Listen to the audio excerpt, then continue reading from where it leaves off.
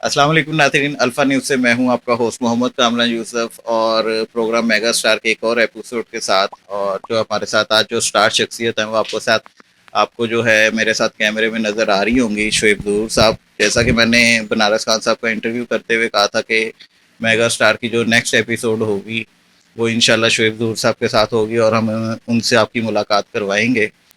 तो इस वक्त मेरे साथ शोएब ज़हूर साहब मौजूद हैं और जो है अब हम इनका इंटरव्यू करते हैं, थोड़ा सा इनसे भी इनकी बायोग्राफी लेते हैं। सबसे पहले शुरू करते हैं। अस्सलाम वालेकुम। वालेकुम सलाम। सर जी, कैसे हैं आप? जी अल्लाह का शुक्र। भाईजान आप सुनाए, ठीक हैं आप? जी अल्हम्दुलिल्लाह। अच्छा शोएब भाई, आपका इंटरव्यू करना वैसे भी एक बड़ी एजाज़ की बात है मेरे लिए, और दूसरी चीज़ ये है कि आपके पास जो एक रिकॉर्ड आप होल्ड करते हैं ना, 2001 में आपने मिस्टर पाकिस्तान का जो है टाइटल जीता। एवर यंगेस्ट जो है टाइटल वो आपके पास है। अब तक किसी ने 21 साल की एज में जो है मिस्टर पाकिस्तान का टाइटल नहीं जीता। तो सर जी, इसका थोड़ा सा बताइएगा कि ये सफ़र कैसे हुआ और इतनी जल्दी आपने कैसे अचीव किया इसको? कामरान भाई, ये जब मैंने स्टार्ट बॉडी बिल्डिंग की तब मेरी एज 16 साल की थी, जब मैं स्कूल गोइंग था। तो उसके बाद आहिस्ता आहिस्ता से मैंने अपने छोटे मोटे कंपटीशन खेलता रहा। तो फिर मैंने मिस्टर पाकिस्तान के लिए प्रिपरेशन शुरू की जब मैं ग्रेजुएशन में था। तो किसी को एक्सपेक्ट ही नहीं कोई कर सकता था कि मैं मिस्टर पाकिस्तान बन जाऊंगा। बड़ी मेहनत की, 3-3 घंटे वर्कआउट करना, सुबह 3 घंटे, रात को वर्कआउट करना, फिर साथ डाइट, तो सारी चीज़ें। तो इसमें मेरे उस्ताद थे शौकत साहब, उनके पास मैंने सारी ट्रेनिंग की, उन्होंने मुझे बड़ा अच्छी तरीके से गाइड किया। तो इस तरह से मैंने पाकिस्तान में सबसे यंगेस्ट मिस्टर पाकिस्तान होने का एजाज़ हासिल किया। अच्छा, बॉडी बिल्डिंग का शौक किस तरह से पड़ा आपको? बॉडी बिल्डिंग का शौक तो एज ए, जब मैं स्कूल में था तो बड़ा स्किनी था। तो थोड़ा सा अपनी हेल्थ को इम्प्रूव करने के लिए मैंने बॉडी बिल्डिंग स्टार्ट की। तो जब स्टार्ट की तो मुझे इसमें रिज़ल्ट्स आना शुरू हुए। तो फिर मैंने एक आगे कॉलेज लेवल पे कंपटीशन खेला एफसी कॉलेज में। तो वो कंपटीशन में जीत गया। तो उस इसी तरह से फिर आगे यूनिवर्सिटीज़ लेवल में कंपटीशन में पार्टिसिपेशन की। तो शौक़ बढ़ता गया, तो फिर मैंने सोचा इसको as a professional mister Pakistan, इसको मैंने कंपटीशन को खेलने का सोचा। तो अल्लाह पाक ने उसमें भी कामयाबी दी। अच्छा जी, माशाल्लाह से अल्लाह ताला ने कामयाबी दी। एक चीज़ जो हम लोग नोट करते हैं ना जिम्स में आज भी, तो कि मोस्टली जो यंगस्टर्स आते हैं उन्हें 21, 22, 23 साल की उम्र तक तो पता ही नहीं चलता कि उन्होंने क्या गेम करनी, क्या एंगल्स लगाने हैं। तो क्या इसका क्रेडिट सारा जो है शौकत साहब को जाता है? जी बिल्कुल, इसमें शौकत साहब का बड़ा हाथ है। इसके अलावा कुछ गॉड गिफ्टेड भी मेरे जेनेटिक्स थे। तो बॉडी बिल्डिंग में जेनेटिक्स बड़े काउंट करते हैं।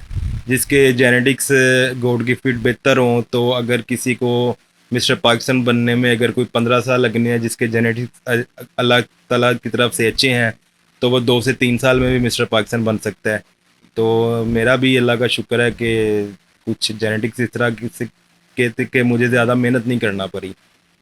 अच्छा, तो बॉडी बिल्डिंग में आप पहले पाकिस्तानी हैं जिन्होंने पाकिस्तान से बाहर जाके परफॉर्म किया है। एनपीसी में आपने स्पेशली परफॉर्म किया, यूएसए में, और मियामी में भी आपने परफॉर्म किया। मियामी का आपका एक 2006 का किस्सा है कि वो शायद आप जो है उसमें गोल्ड नहीं ले सके थे, तो उसकी क्या वजह बनी थी?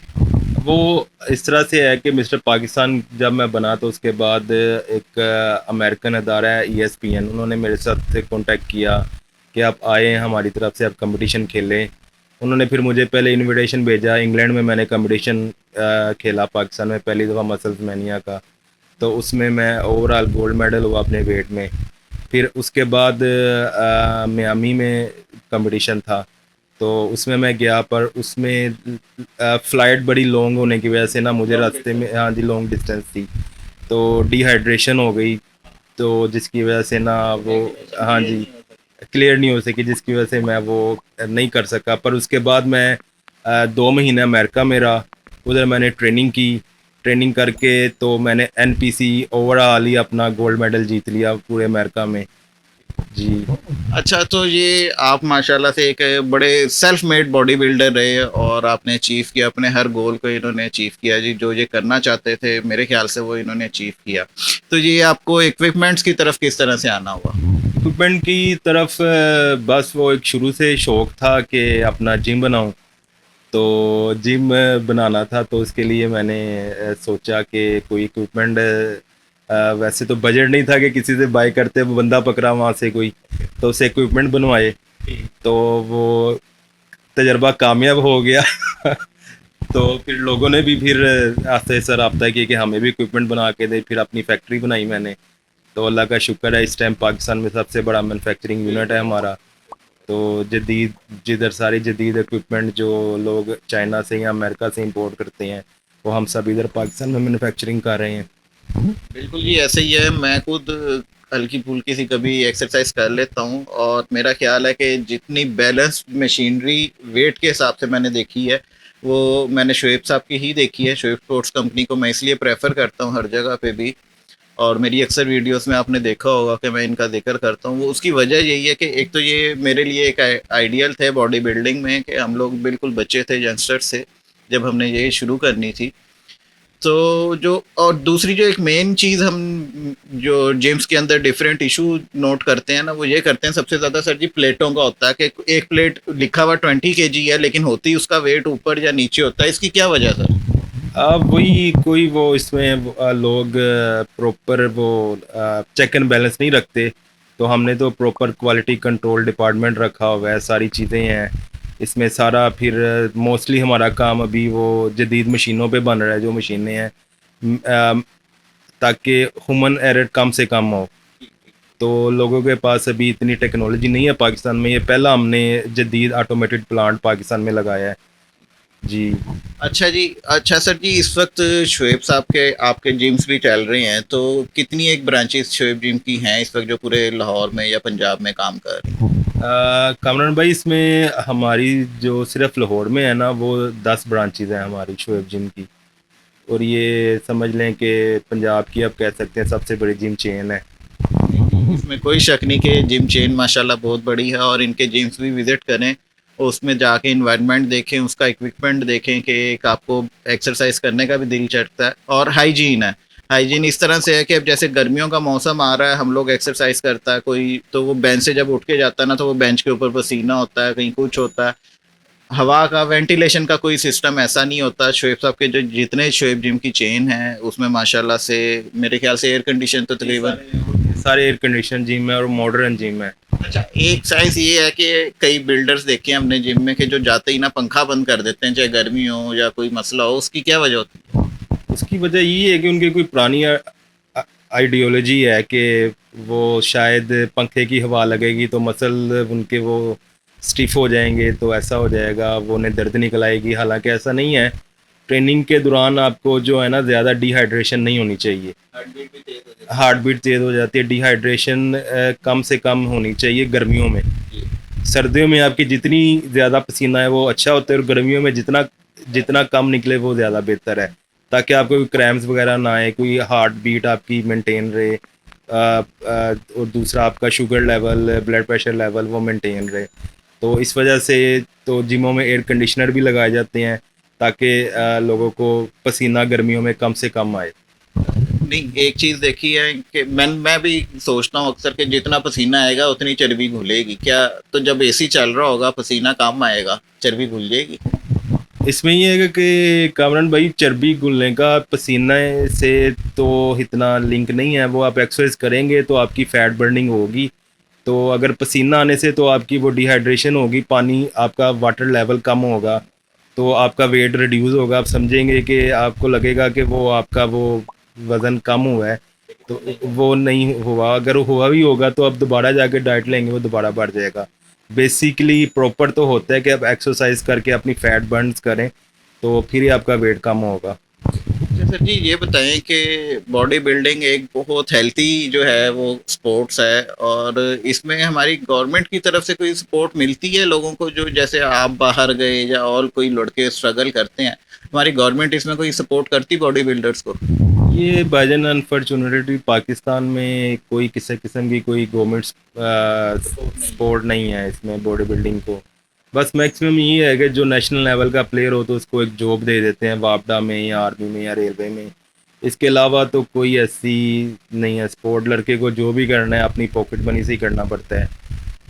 आप माशाल्लाह इस फेडरेशन में भी हैं, और तो क्या ऐसी कोई आवाज़ उठाई जाती है गवर्नमेंट से, कोई अपील की गई है, उस पे कोई अमल दरामद या कोई इस तरह से? As a federation, Punjab bodybuilding federation का मैं प्रेसिडेंट हूँ और पाकिस्तान बॉडी बिल्डिंग फेडरेशन का वाइस प्रेसिडेंट हूँ। हमने काफ़ी दफ़ा गवर्नमेंट को, पाकिस्तान स्पोर्ट्स बोर्ड को, पाकिस्तान ओलंपिक को बोला है कि हमें कुछ इसमें फ़ंड्स वगैरह दें। वो कहते हैं कि हमें आप पीछे गवर्नमेंट से फ़ंड नहीं मिलते, तो हम आपको क्या फ़ंड्स दें। तो ये है जी कि इस वक्त जितने बॉडी बिल्डर्स हैं वो अपने खर्चे पे यकीनी तौर पे सारा कुछ करते हैं। हाँ जी, 100% जितने भी बॉडी बिल्डर्स हैं वो अपने खर्चे पे ही बॉडी बिल्डिंग करते हैं। क्योंकि वीज़ा लेना कहीं बाहर के मुल्क का वैसे तो बड़ा मुश्किल काम है, क्या स्पोर्ट्स की बेस पे इजीली मिल जाता है? हाँ, अगर आप में टैलेंट है तो जैसे अमेरिका में है, फेडरेशन हैं, यूके में है, आपको स्पॉन्सर्स करती हैं, तो आपको इजीली स्पॉन्सर वीज़ा मिल जाता है। जैसे आपने देखा होगा कि बनारस खान है, मोहम्मद हनीफ है, इशफाक भट्ट है, मैं खुद हूँ। हालांकि पाकिस्तान गवर्नमेंट ने इसमें हमारी कोई हेल्प आउट नहीं की, तो हमने उन्हें अमेरिका में उन्होंने हमें बुलाया, कंपटीशन खेला।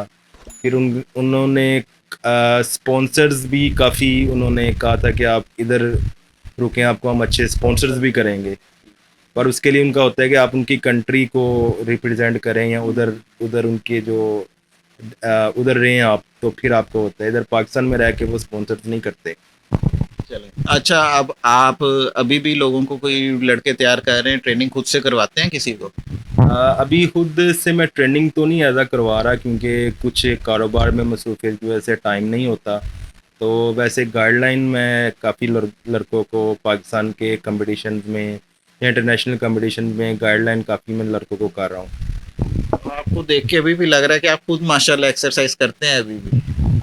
जी कामरान भाई, ऐसा कोई प्रोफेशनल एक्सरसाइज तो मैंने नहीं करता, बस फिटनेस के लिए। तो ये है कि वीक में 4-5 दिन के लिए एक्सरसाइज मैं जिम में करता हूँ। तो यंगस्टर्स के लिए कोई ऐसा मैसेज जो उनके लिए मोटिवेशनल साबित हो, कुछ देना चाहेंगे ऐसा मैसेज? यंगस्टर को चाहिए कि वो ज़्यादा से ज़्यादा अपनी मेहनत पे कंसंट्रेट करें, और दूसरा ये है कि जो क़ुव्वत बख्श गैर ममनूआ अद्वियात हैं उनको इस्तेमाल ना करें, सप्लीमेंटेशन इस्तेमाल करें, अच्छी डाइट लें और मुस्तकिल मजाजी से वो इसको करते रहें, तो फिर वो अपनी मंजिल पे पहुंच जाएंगे इंशाल्लाह ताला। इधर आपके पास भी मैंने देखा कि आउटलेट पे जो है सप्लीमेंट्स पड़े हुए हैं, इनमें क्या स्टीरॉयड भी होते हैं? ये जो सप्लीमेंट्स हैं इनमें स्टीरॉयड्स नहीं होते, ये सिर्फ फूड सप्लीमेंट्स हैं जो नेचुरल डाइट से ही बने होते हैं।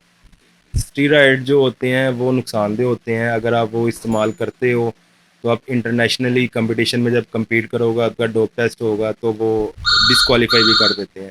अच्छा सर जी, ये बताइएगा कि जो शोएब स्पोर्ट्स कंपनी है, इसकी मशीनरी बाहर के ममालिक में भी जा रही है? जी, इसमें हम पाकिस्तान से बाहर भी एक्सपोर्ट कर रहे हैं, जैसे हमारे करीबी मिडल ईस्ट में जा रही है, अफ़गानिस्तान में जाती है, सेंट्रल एशियन कंट्री में हमारी मशीनें यहाँ से बन के जाती हैं।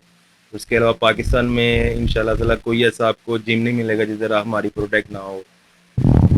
नहीं जी, जो अच्छा और म्यारी जिम है, इवन कि हर मिडल लेवल पे भी देखा जाए कि एक जो जिम है ना, वहाँ पे शोएब स्पोर्ट्स की मशीनरी है, और मैं बड़ा खुश होता हूँ क्योंकि मैंने जब स्टार्ट की थी एक्सरसाइज, तो मैंने आप ही की जिम से शुरू की थी, और गालबन उस वक्त तो 2006-7 की बात है, गालबन 7 या 8 की। तो 150 रुपये मैं फीस देता था उस वक्त, 200 रुपये दिए, अब डिस्काउंट करा के 150 देते थे। अच्छा सर जी, एक आखिरी सवाल है जी हमारा, और मेरे ख्याल से बहुत सारे जो मेरे व्यूअर्स हैं या जो लोग हैं वो ये जानना चाहेंगे आपसे कि आपकी सेहत का राज क्या है? माशाल्लाह दिन ब दिन आप जवान हो रहे हैं, एज बढ़ती है तो बंदे के जो खदो खाल है उनमें तब्दीली आती है, आप में कुछ ऐसा नहीं है, सिर्फ डेफिनेशन होने की देर है। मेरा ख्याल है कि आप दोबारा कंपटीशन के लिए जा सकते हैं, तो इस रास्ते से पर्दा उठाएं थोड़ा सा। इसमें कामरान भाई, कोई ऐसा राज कोई भी नहीं है, बस यही है कि आप अपनी डाइट जो है ना मेंटेन रखें, तो ज़्यादा जंक फूड से परहेज़ करें, तो आप जो प्रॉपर हेल्दी फूड है वो लें, और एक्सरसाइज कोई थोड़ी बहुत एक्सरसाइज करें, तो इससे आप काफ़ी हेल्थी रह सकते हो। चलें जी, हम विश करते हैं आपको गुड लक, अल्लाह ताला आपको सेहत तंदुरुस्ती दे इसी तरह से। लें जी, ये हमारा आज का एक छोटा सा प्रोग्राम था, इंशाल्लाह फर्दर भी इनसे मुलाकात होती रहेगी किसी ना किसी इवेंट पे। तो अगले प्रोग्राम तक के लिए इजाज़त दीजिए, अल्लाह हाफिज़।